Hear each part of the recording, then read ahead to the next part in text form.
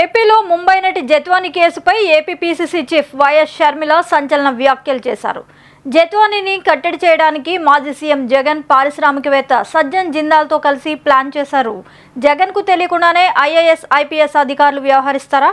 ఇద్దరు కుమార్తెలు ఉన్న జగన్ ముంబై నటికి జరుగుతున్న అన్యాయంపై ఎందుకు ఆలోచించలేదని సజ్జన్ జిందాల్తో ఉన్న సాన్నిహిత్యాన్ని జగన్ గొప్పగా చెప్పుకున్నారు. జిందాల్కు కోట్ల రూపాయల విలువైన ఆస్తులను జగన్ ఎందుకు కట్టబెట్టారో చెప్పాలని షర్మిల ఫైర్ అయ్యారు.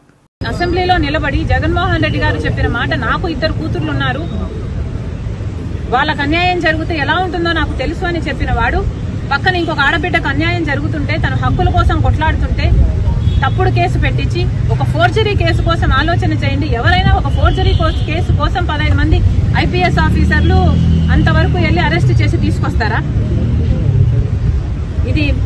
దీని మీద ఎంక్వైరీ జరగాలి. జగన్మోహన్ రెడ్డి గారు కూడా సమాధానం చెప్పాలి.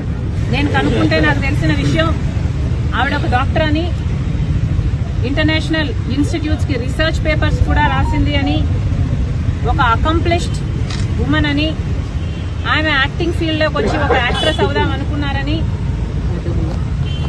నాకు అర్థమైన విషయం.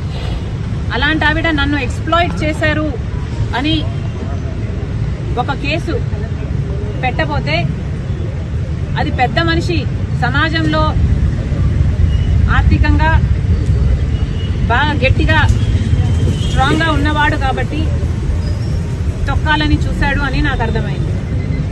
కానీ ఒకటి ఆలోచన చేయండి, నిజంగానే కాదంబరి అనే ఆవిడ రిసీవ్ చేయాలనుకుంటే, నిజంగానే మోసం చేస్తున్నింది ఆయనను అనుకుంటే, అన్ని డబ్బులున్నవాడు ఒక 50 కోట్లు 100 కోట్లు ఆవిడకిచ్చి ఆవిడ నోరు మూపించి ఉండగలడు.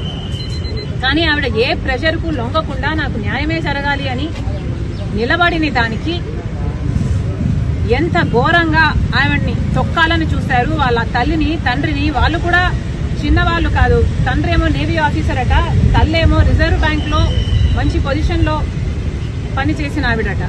అలాంటి వాళ్ళని కూడా జైల్లో పెట్టి, ఈమెను కూడా జైల్లో పెట్టి ఎంత దారుణంగా వీళ్ళ పవర్ ను దుర్వినియోగం చేసి ఐఏఎస్ ఆఫీసర్లతో సైతం 15 మందో 20 మందో ప్లేన్ లో వెళ్లి హుటాహుటిన ఆమెను ఇక్కడ తీసుకొచ్చి అరెస్ట్ చేయడం అన్నది ఇది అన్యాయమే కాదు, ఇది వికెట్, ఇది క్రూవల్.